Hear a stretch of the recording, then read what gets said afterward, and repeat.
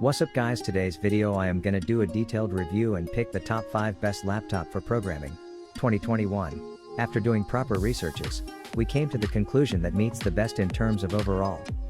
Kindly leave a like if you find this helpful, and I'd appreciate if you subscribe to my channel and turn on post notifications if you haven't.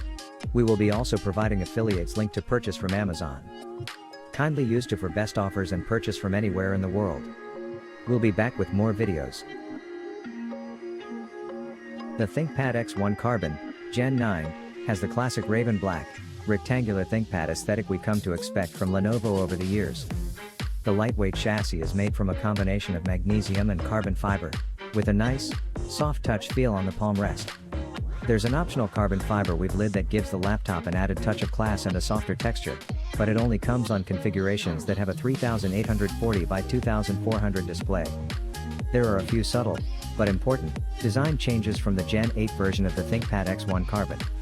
The chassis is a little bit longer and narrower, 12.38 by 8.72 inches versus 12.7 by 8.5 inches, in order to accommodate a 16:10 aspect ratio screen as opposed to the 16:9 panels Carbons have used previously. This allows for more vertical screen real estate you can use for reading web pages or editing documents. The dual hinges from Gen 8 have been replaced by one long, round hinge that takes up most of the width of the lid. And, in a welcome change, the power button now sits above the right side of the keyboard, where we would expect it. Though most laptops have their power buttons above the keyboard, Lenovo had placed the 8X1 Carbon, Gen 8S button on the side so that users could easily turn it on even if the lid was closed and it was connected to a docking station. However, the button was small, skimpy and awkward in that location.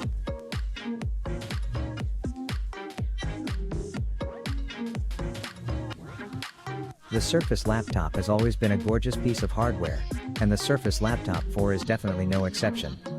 The model we got in for review is the 13.5-inch Surface Laptop 4, and it is one of the most lightweight and thin laptops we've ever used that doesn't totally suck to type on. It comes in 4 color options, and we got the Platinum option. It's beautiful. The lid of the Platinum Surface Laptop 4 is, well, platinum colored, with the only marking being a chrome Microsoft logo square in the middle of the laptop. The bottom of the laptop looks similar, but the keyboard tray has a slightly darker color. The laptop is just 0.57 inches thick and weighs just 2.79 pounds, 1.3 kilograms, which makes it a breeze to carry around in your bag while commuting around. But even with the Surface Laptop 4 being so thin, it still feels incredibly robust. The lid is made of aluminum and has absolutely no flex to it. And, unlike a lot of other touchscreen laptops out there, when you poke at the display, the hinge is so solid that you don't have to readjust your screen afterwards or brace it with your other hand. This in and of itself makes using the touchscreen way more convenient and makes it feel like less of a gimmick, something other laptop manufacturers can definitely learn from. But as solid as the top of the laptop is, the story of the keyboard deck is all about comfort. As is now traditional with the Surface Laptop, the keyboard and trackpad are surrounded by an Alcantara material that is nice and soft. It's a suede-like microfiber pile. It makes typing so much more comfortable right out of the gate, because instead of this hard metal like you get with most comparable laptops, it's nice and soft. But there's a downside to it. If you spill something on this material, or you get crumbs on it during a lunch break, we get the feeling that it will get dirty and would be a bit harder to clean than it otherwise would be. But if you're conscious of hygiene and don't find yourself stuffing your face while also trying to get the project that's due in the morning out the door, it should be perfect. One of the biggest casualties of the thin size, however, is the lack of ports. All you get here is the Surface Connect port on the right, one USB-C, one USB-A and a headphone jack.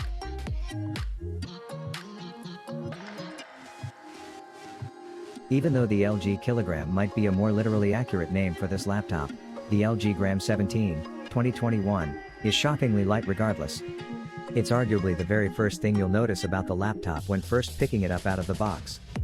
It's hard to truly gauge the value of this without holding the laptop yourself, but trust us when we say its lightweight of just 2.98 pounds, 1.35 kilograms, is a remarkable achievement for a 17-inch laptop. That weight positions the LG Gram 17, 2021, as one of the lightest 17-inch laptops around. Other productivity-based laptops certainly don't fare as well in this regard. The Gigabyte Aero 17, for example, weighs almost twice as much at 5.5 pounds, 2.49 kilograms, while the XMG Pro 17 fares a bit better at 5.1 pounds, 2.3 kilograms. That's still roughly a whole kilogram. The LG Gram 17, 2021, has over its competition, then. Still, if you want to go even lighter, the LG Gram 14 and 16-inch variants weigh even less and are slightly cheaper to boot. Those could be better options if you're concerned about the extra real estate taken up by the LG Gram 17, 2021. Speaking of real estate, the LG Gram 17, 2021's dimensions are 15 by 10.3 by 0.7 inches, 381 by 261 by 17.78 millimeters. While the larger screen does take away from some of the portability aspect of its 14 and 16-inch counterparts, the impressively thin depth makes it compact enough to fit into an appropriately sized laptop bag with no issue. You might think that such a lightweight design comes at the cost of durability. After all, heftier laptops can give users peace of mind when it comes to preventing accidental damages. The LG Gram 17, 2021, is still impressively sturdy, however, featuring a full metal body that's resistant to drops, dust and other common forms of wear and tear.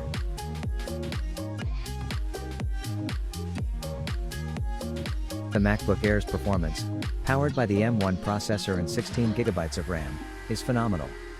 When I split its screen between 20 Chrome, Intel, not Universal, tabs and a 1080p YouTube video, plus Apple's Mail and Photos app, Pixelmator, again, an Intel app, and 1Password, Intel, again, in the background, I never saw anything close to a hiccup. Oh, and in the background, 20GB of 4K video was being airdrop transferred, while everything stayed smooth and stable. During a group call, I even found time to play around with iOS apps, downloading and opening the Overcast podcatcher, HBO Max and the game Among Us. All while a 4K YouTube video of a chef cooking played on my laptop monitor. I played around in each of those apps, so I could start an Adventure Time episode, download a podcast and drag my Lil Among Us guy around on screen. Yes, I'm very good at multitasking. Most of the time, the MacBook Air with M1 felt, performance-wise, like it was identical, if not faster, than the 2020 Core i5 MacBook Pro I've used to test Big Sur, or the 2017 Core i7 MacBook Pro work computer I relied upon. This includes when I connected an external monitor.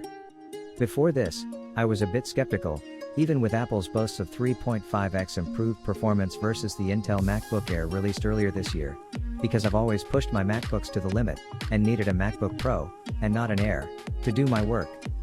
This MacBook Air? It feels like a Pro.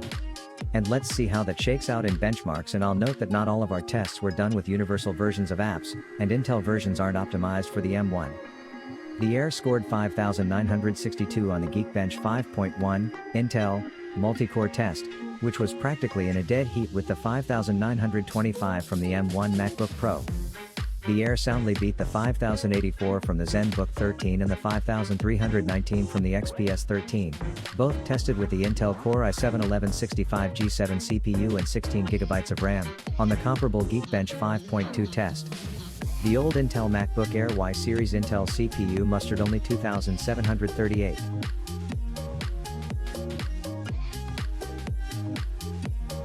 In terms of year-on-year laptop improvements, we have literally never seen a glow-up like the Dell XPS 15 2021. It's thinner, lighter, has smaller bezels and brings the speakers to the top of the device. With all of these improvements, the XPS 15 has catapulted ahead of the 13-inch model to be the Windows laptop to get. Now we get it, not everyone wants to carry around a bulky 15-inch laptop, no matter what kind of performance improvements come with the beefier hardware. However, this XPS 15 is just 0.71 inches, 18 millimeters, thick and weighs just 4.5 pounds, 2.05 kilograms. Definitely not the lightest laptop in the world, but with this kind of hardware and a battery that lasts as long as it does, it's definitely more portable than it even needs to be. As far as ports, things did get cut back quite a bit, with it being narrowed down to 3 Thunderbolt 3 ports, an SD card reader and a headphone jack. That does mean that folks that want to use a bunch of legacy peripherals will have to live that dongle life, but that's kind of the world we've been living in over the last few years anyway. The fact that Dell was gracious enough to include an SD card reader in a thinnish laptop in 2020 is more than enough to earn our praise, given that we're constantly on the hunt for our USB-C SD card adapter anyways. With how gorgeous the laptop is, anyway, we'll easily look past this lack of legacy ports. Seriously, made entirely of CNC aluminum with clean edges and that typical Dell logo on the outside, this is a stylish laptop. And, the carbon fiber is back on the keyboard deck, and it's just as comfortable as ever, even if it may get a little grungy over time.